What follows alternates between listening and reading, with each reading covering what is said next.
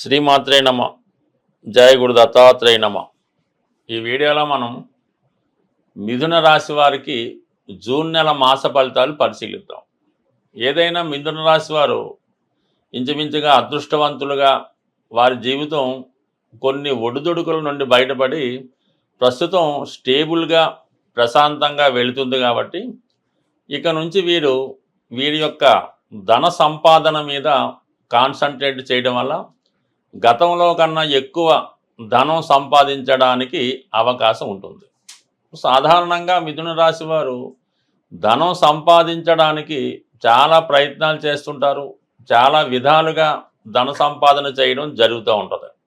అయితే వీరు ధనం దాచుకోవడంలో చాలా ఫెయిల్ అవుతారనే చెప్పాలి. అందువల్ల ఎప్పుడూ వీళ్ళకి ఎంత సంపాదించినా అవసరానికి చేతిలో ధనం లేక ఇబ్బంది పడడం జరుగుతూ ఉంటుంది. అందువల్ల వీళ్ళు జీవితంలో ధనం సంపాదించడం కన్నా దాన్ని దాచుకునే ప్రయత్నం అయితే చేస్తే సరిపోతుంది. అయితే సంపాదించిందంతా ఎవరు దాచుకోవడం కుదరదు, కానీ కనీసం మీ యొక్క సంపాదనలో ఒక 20% సేవింగ్స్ చేసుకున్నా ఖచ్చితంగా మీరు తొందరలోనే, అంటే సుమారు ఒక 7 సంవత్సరాలు సర్వీస్ చేస్తుంటేనే మీరు చాలు 100% జీవితాంతం సరిపోయే ధనం సంపాదించడానికి అది సరిపోతుందన్నమాట. సో ఇప్పుడు ఈ విధంగా మీకు గురువు రాశిలో ప్రవేశించడం వల్ల కొన్ని కొత్త బాధ్యతలు వచ్చినప్పటికీ కూడా తగు విధంగా ఆదాయం పెంచుకోవడం వల్ల మీ యొక్క వ్యక్తిగత ఆరోగ్యం బాగుపడుతుంది. అలాగే ఆర్థిక పరంగా కూడా పుష్టి కలిగే విధంగా గురువు అనుగ్రహం మీకు తోడవడం జరిగింది. అయితే ఈ నెలలో మనకి ప్రత్యేకంగా ధనాన్ని ఇచ్చే గ్రహం శుక్రగ్రహం. శుక్రుడు సహజ ధనకారకుడుగా, పంచమాధిపతిగా, వ్యయాధిపతిగా ఉన్నాడు. అంటే పంచమ అన్నది ఇండిపెండెంట్గా మనం తీసుకోవాలి. 5వ స్థానం అన్నది మీలో ఒక నాలెడ్జు, మీ యొక్క తెలివితేటలు, మీలో ఉన్నటువంటి ప్రతిభ, విద్వత్తు చెప్తూ ఉంటుంది. అలాగే మీ మానసికంగా మీరు ఏదైతే పెంచి పోషిస్తూ ఉంటారో ఒక వ్యాపారం అనుకోవచ్చు, దానివల్ల, అలాగే మీ యొక్క సంతానం వల్ల, ముఖ్యంగా శుక్రుడు 5లో ఉన్నప్పుడు మీకు స్త్రీ సంతానం ఉంటే వారి ద్వారా మీకు భాగ్యోదయం అయ్యే అవకాశం ఉంది. అంటే మగపిల్లలన్నా పర్లేదు, ఏదన్నా సంతానం యొక్క సహకారం, వారి యొక్క సలహాతో మీరు అభివృద్ధి చెందడానికి కారణమవుతూ ఉంటుంది. లాభస్థానంలో శుక్రుడు తన కారకత్వాల ద్వారా, అంటే భార్య ద్వారా, స్త్రీల ద్వారా, తల్లిగారి ద్వారా, అలాగే మీలో ఉన్నటువంటి తెలివితేటల సంపాదన పెరుగుతుంది. అలాగే ఎంటర్టైన్మెంట్ రంగంలో ఉన్నవారు కానీ, ఫైనాన్స్ రంగంలో ఉన్నవారు కానీ, అలాగే సాఫ్ట్వేర్ రంగంలో ఉన్నవారికి అనూహ్యంగా వారి యొక్క ఆదాయం పెరుగుతుంది. ఈ సమయంలో మీరు ఏదైనా ఇంటర్వ్యూకి సెలెక్ట్ అవ్వాలన్నా, కొత్తగా మిమ్మల్ని ప్రజెంట్ చేసుకోవాలన్న అనుకూలంగా ఉంటుంది. ముఖ్యంగా టీవీ, మీడియా, సినిమా రంగంలో ఉన్న వాళ్ళకి, ఎస్పెషల్లీ సినిమా రంగంలో టెక్నికల్ రంగంలో ఉన్న వాళ్ళకి, యానిమేషన్ అవ్వచ్చు, డైరెక్టర్స్ అవ్వచ్చు, ముఖ్యంగా రైటర్స్ అవ్వచ్చు, వారికి మంచి అవకాశాలు రావడం జరుగుతుంది. గతంలో మీరు తయారు చేసుకున్న మీ ప్రాజెక్టుకి ఇప్పుడు గుర్తింపు రావడం వల్ల అనూహ్యంగా దాని యొక్క ప్రతిఫలం మీ సమయంలో పొందడం జరుగుతూ ఉంటుంది. ఎస్పెషల్లీ మీరు ఇప్పుడు ఏదైనా మీ యొక్క రంగాన్ని, అంటే మీ యొక్క ప్లాట్ఫారాన్ని మార్చుకోవడానికి శని భగవానుడు చాలా అనుకూలంగా ఉండడం జరిగింది. మీకు శని మిత్రగ్రహం, అష్టమ భాగ్యాధిపతి అవడం వల్ల స్లో అండ్ స్టడీగా ధనం సంపాదించాలి అనుకున్న వారికి శనిగ్రహం సహకరించడం జరుగుతూ ఉంటుంది. అటు శని భగవానుడు దశమ స్థానంలో మీనరాశిలో సంచరించడం వల్ల కంపల్సరిగా మీ యొక్క ఉద్యోగం యొక్క ప్లేస్ మారడం జరుగుతూ ఉంటుంది. అంటే అది విదేశ ప్రయత్నాలు కావచ్చు, ఒక ప్రాంతం నుంచి వేరే ప్రాంతానికి కూడా మారే అవకాశం ఉంది. అందువల్ల మీ ఉద్యోగ పరిస్థితులు మారుతాయి, ఉద్యోగం ప్లేస్ మారుతుంది. అలాగే దూర ప్రాంత ప్రయాణాలు చేస్తారు, ఉద్యోగంలో ఇన్వెస్ట్మెంట్ చేయడం జరుగుతుంది. కొంతమంది ఏదైనా వ్యాపారం చేద్దాం అనుకున్న వాళ్ళు ఇది అనుకూలమైనటువంటి సమయం. సో ఏదైనా అటు ఆధ్యాత్మిక రంగంలో ఉన్న వాళ్ళకి, అలాగే టెక్నికల్ రంగంలో ఉన్న వాళ్ళకి ఇది చాలా అనుకూలించే గ్రహం. ముఖ్యంగా హాస్పిటల్స్, ఆశ్రమ పాఠశాలలు, ఎడ్యుకేషన్ సంస్థలు నిర్వహిస్తున్న వాళ్ళకి చాలా మంచి అవకాశాలు రావడం జరుగుతుంది. దానికి అనుగుణంగానే మీకు నేమ్ అండ్ ఫేమ్ రావడం కూడా జరుగుతుంది. ఇది ఈ విధంగా ఉంటే రాహు 9వ స్థానంలో ఉండడం వల్ల మీ యొక్క టెక్నాలజీని ఎంటర్టైన్మెంట్గా కంప్లీట్గా మార్చుకుంటారు.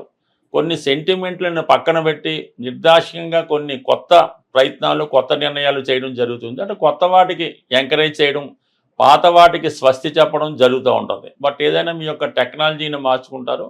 కొన్ని సందర్భాలలో కొన్ని అనుకోని నిర్ణయాలు తీసుకోవడం కూడా జరుగుతుంటుంది. అంటే ఈ సమయంలో కొంత మన ధర్మానికి విరుద్ధంగా కూడా కొంతమంది ప్రోత్సహించడం జరుగుతూ ఉంటుంది. అంటే ఏదన్నా కొద్దిగా లవ్ మ్యారేజ్ చేసుకున్న వాళ్ళని ఎంకరేజ్ చేయడం, అలాగే ఏంటంటే ఏదైనా విద్యా సంబంధించిన విషయాల్లో కొన్ని మార్పులు తప్పనిసరి పరిస్థితిలో చేయడం, ఏదైనా కొత్త వాటికి ఎంకరేజ్ చేయడం జరుగుతూ ఉంటుంది. ముఖ్యంగా కుజుడు మీకు లాభాధిపతిగా కుజుడు ఇంచుమించుగా జూన్ మొదటి వారం వరకు ధనస్థానంలో ఉండడం వలన, షష్టాధిపతిగా ధనస్థానంలో ఉండడం వలన మీకు అవసరం లేకపోయినా ధనాన్ని రుణంగా తెచ్చో, ఏ క్రెడిట్ కార్డు నుంచో ఎక్కడి నుంచో ధనాన్ని ఎందుకన్నా పనికొస్తుందని అడ్వాన్స్గా ధనం తెచ్చి మీరు నిల్వ చేయడం జరుగుతూ ఉంటుంది. కొన్ని సందర్భాల్లో అధిక మొత్తంలో ధనం మీ యొక్క అకౌంట్లోకి రావడం వల్ల ఆ ధనాన్ని ఖర్చు పెట్టే విషయంలో కుటుంబ సభ్యుల మధ్య విభేదాలు వచ్చే అవకాశం ఉంది. బట్ ఏదైనా జూన్ 7వ తారీఖు తర్వాత తృతీయ స్థానంలో ఉన్నటువంటి కేతువుతో కుజగ్రహం కలటం వల్ల మీలో ఉన్నటువంటి ధైర్య సాహసాలు విపరీతంగా పెరుగుతాయి.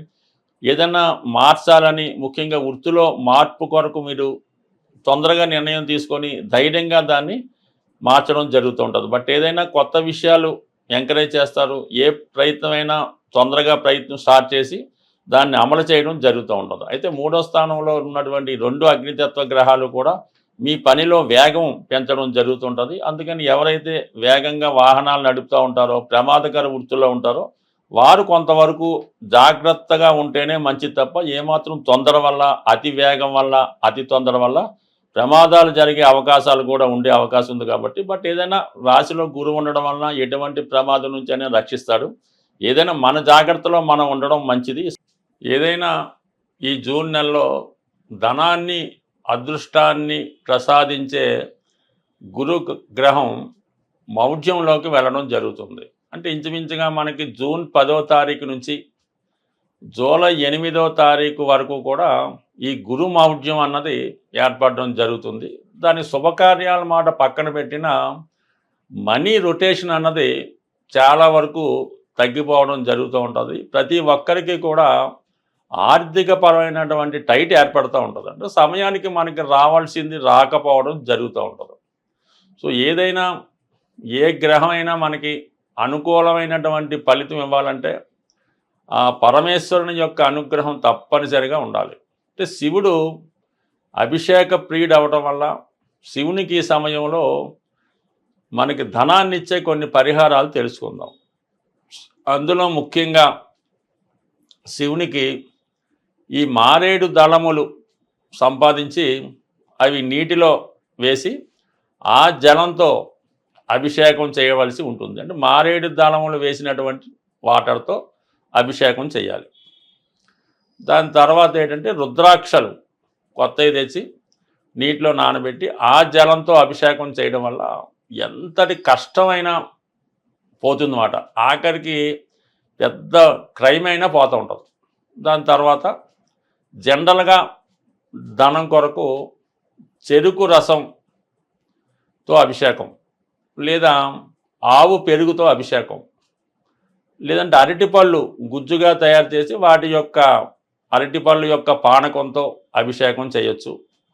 దీని తర్వాత ఏంటంటే లక్ష్మీ అమ్మవారికి శుక్రవారం రోజు ఎరుపు రంగు పూలతో అలంకరించి పూలదండ వేసి మరి చలిమిడి, వడపప్పు, పానకం నైవేద్యంగా పెట్టి ఈ ప్రసాదాన్ని ముత్తైదువులకి, కన్య పిల్లలకి, 12 సంవత్సరాల లోపు పిల్లలకి మీరు వాళ్ళకి ప్రసాదం ఇవ్వటం వల్ల, అంటే ప్రసాదం అంటే ఏదో కాకుండా సంతృప్తికరంగా ఒక ప్లేట్లో చక్కగా ఈ వడపప్పు, సలివిడి, పానకం వేసి హ్యాపీగా తినేలాగా పెడితే కంపల్సరీగా మీకు ఆ ఫలితం రావడం జరుగుతూ ఉంటుంది.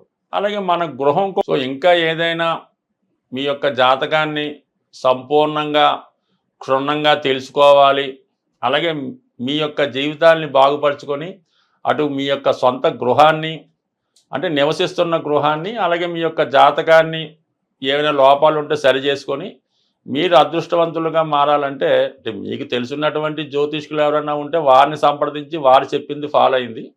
లేనప్పుడు ఇందులో ఇచ్చినటువంటి ఫోన్ నెంబర్లో మమ్మల్ని సంప్రదించడం వల్ల కూడా సాధ్యమైనంత వరకు మాకు తెలిసిన పరిజ్ఞానం ప్రకారం మిమ్మల్ని అదృష్టవంతులుగా మార్చే ప్రయత్నం కూడా చేసే ప్రయత్నం జరుగుతుంది. స్వస్తి.